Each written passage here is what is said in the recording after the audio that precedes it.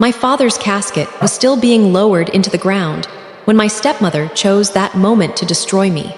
47 family members stood in that October cemetery. And Vivian waited until the mechanical hum of the lowering device filled the silence before she stepped forward in her designer black suit and pointed at me like I was evidence in a courtroom. "Before we let Sterling rest," she announced, her voice cutting through the cold air, "there's something everyone needs to know about Brooke." My name on her lips sounded like poison. I'd known this woman for 8 years. Watched her rearrange our family photos so pictures of my mother were less visible. Listened to her subtle exclusions wrapped in sweet smiles. But even I hadn't imagined she would do this here. At his grave, while the dirt was still fresh, "This girl," she said, pointing directly at me, "has been living a lie for 32 years. She is not Sterling's biological daughter." The gasps came in waves. My Uncle Theodore dropped his prayer book into the mud. My cousin Mallory grabbed my arm. Someone behind me whispered, "Oh my God." I couldn't breathe, couldn't move.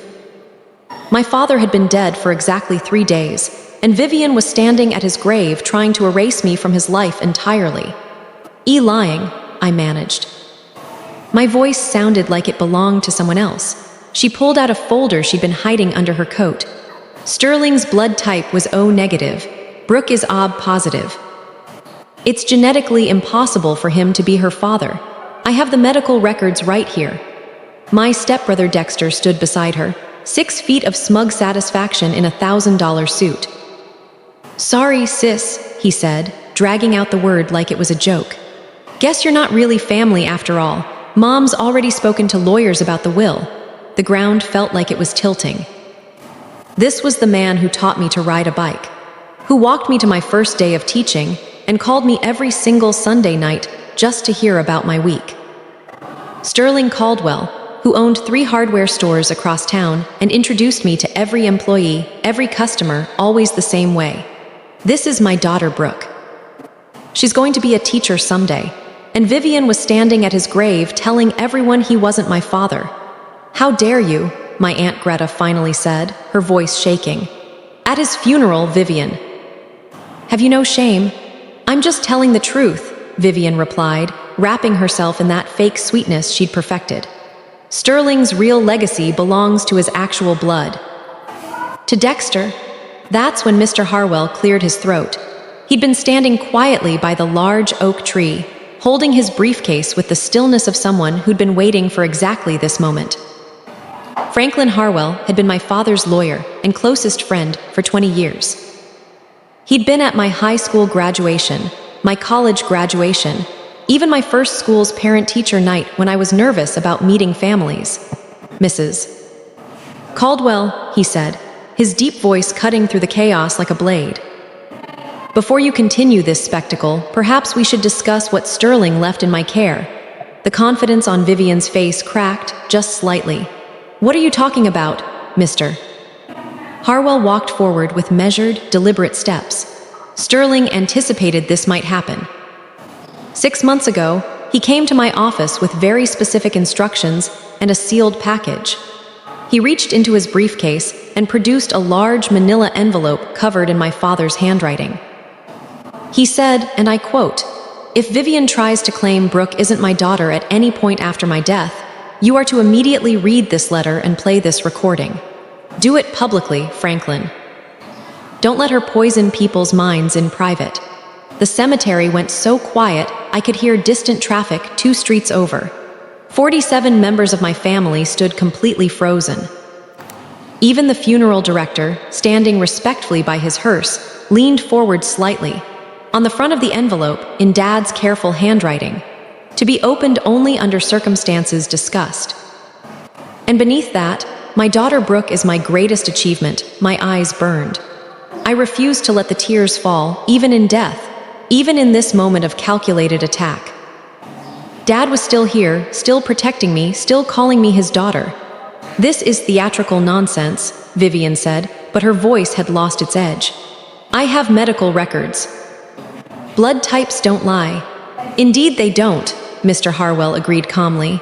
He reached back into his briefcase and produced a small digital recorder. Sterling was nothing if not thorough. He left both written documentation and his own recorded testimony. He looked at Vivian steadily. He also knew about your plans. He knew about the medical records you gathered. He knew about quite a lot, actually. That's why he made sure I had everything needed to protect his daughter from what he called posthumous character assassination. Dexter's smirk finally disappeared. He looked at his mother, then at Mr. Harwell, then at me. "This is a bluff," Vivian said, but her voice was shaking now. "Read the letter," I said. My voice was stronger than I expected, fueled by something I can only describe as my father still holding me up. Let everyone hear what my father had to say. Mr. Harwell broke the seal with formal precision. The sound seemed to echo across every headstone in that cemetery. "Wait," Vivian said, her face now the color of the gray October sky. "We don't need to do this here. We can discuss this privately." "Oh, but you already made it public," Aunt Greta said, her voice sharp enough to cut glass. "You started this show, Vivian. Let's see how it ends, Mr. Harwell adjusted his reading glasses and began to read the words my father had written 6 months ago, when he was still alive, still laughing, still calling me every Sunday night, but somehow already knowing this moment would come. I need to tell you who my father was before I tell you what that letter contained. Sterling Caldwell built his first hardware store with a $1,000 loan and his father's handshake philosophy. Good tools and honest advice could fix almost anything. By the time I was born, there were 3 locations. By the time I was 7 and my mother died of cancer, those stores had become the backbone of our life together. Every Saturday morning, we'd visit each one. Dad would let me help with inventory, teaching me to count washers and sort screws while telling me stories about Grandpa Caldwell. He'd introduce me to every employee the same way. "This is my daughter Brooke. She's going to be a teacher someday." The pride in his voice made me stand taller, made me believe I could become anything. When Mom died, it was just us. 15 years of Sunday pot roasts and Saturday store visits and phone calls that never felt long enough. He never replaced her. He never tried to. He just loved me harder and made sure I knew it every single day. Then Vivian appeared. She swept into our lives when I was 22, fresh out of college and starting my first teaching job. She was beautiful in that polished way that made other women feel underdressed, blonde and manicured, and perfectly dressed in clothes that whispered money, even when she claimed to be struggling. She had a teenage son named Dexter, and a story about a difficult divorce and a need for stability. Dad fell hard. After years of dates that never went anywhere, of well-meaning setups that always ended with him saying she's lovely, but she's not Angela asterisk. Suddenly, he was bringing Vivian to Sunday dinners and introducing her to our life. "I want you to like her, Brooke," he told me one evening on the back porch, just the 2 of us. "I know nobody can replace your mother, but Vivian makes me happy, and Dexter needs stability." That boy's had a rough time. So I tried, I really did, but something was always off. The way Vivian's smile never quite reached her eyes when she looked at me. How the living room photos got quietly rearranged, so pictures of Mom were harder to find. The way she'd mention the store's property value in casual conversations, always followed by a little laugh. After they married, the exclusions started. Small at first, reasonable on their own. "Brooke, honey, wouldn't you be more comfortable eating in your room while Dexter and I help Sterling with the business plans?" Or, "Oh, did Sterling not mention? We're changing the Saturday visits. Dexter needs that time with his new father." Each one a calculated push, each one moving me a little further from the center of my father's life. Dexter was worse when Dad wasn't around. At 15, he was already taller than me, with his features and calculating eyes. He'd make comments about being the only son, about carrying on the Caldwell name, about how the stores needed a man's touch. Around Dad, he was the perfect stepson. Eager, respectful, grateful. But Dad wasn't fooled, not entirely. He kept our Saturday visits just earlier in the morning. He kept my pictures prominent in his office. He kept my childhood room exactly as I'd left it. And he never once missed a Sunday night call. 3 weeks before his death, he called me over for dinner. Just the two of us, while Vivian was traveling with Dexter to look at colleges. He made Mom's pot roast, the recipe she'd taught him when they first married. We ate in comfortable silence before he gripped my hand across the table. "Brooke, there are things I need to tell you," he said. His fingers were still strong, still stained with oil from the stores, despite Vivian's endless complaints about his hands. "Not yet. The time isn't right. But remember, no matter what anyone says after I'm gone, you are my daughter. Blood doesn't make family, love does. And I've loved you since the moment your mother told me she was pregnant. Dad, you're scaring me. Just getting my affairs in order. A man my age needs to be prepared." He squeezed tighter. "I've made sure you're protected. Mr. Harwell has everything. Trust him if anything happens. You're a Caldwell, Brooke, my daughter, my true heir. Nothing and no one can change that." 4 days later, the heart attack took him. Quick, the doctor said, merciful. They found him at his original store, the one Grandpa started, sitting at his desk with a photo of Mom and me from my college graduation held in his hand. The funeral was everything he would have wanted. His employees formed an honor guard. The church overflowed with people whose lives he'd touched. His favorite hymns played softly as I stood at the podium and told them about Saturday mornings and Mom's pot roast, and the Christmas Eve he stayed open until midnight because Mrs. Patterson needed a wrench to fix her grandson's bike. Sterling Caldwell believed tools could fix things, I'd said, gripping the podium to keep my hands from shaking. But his greatest tool was love.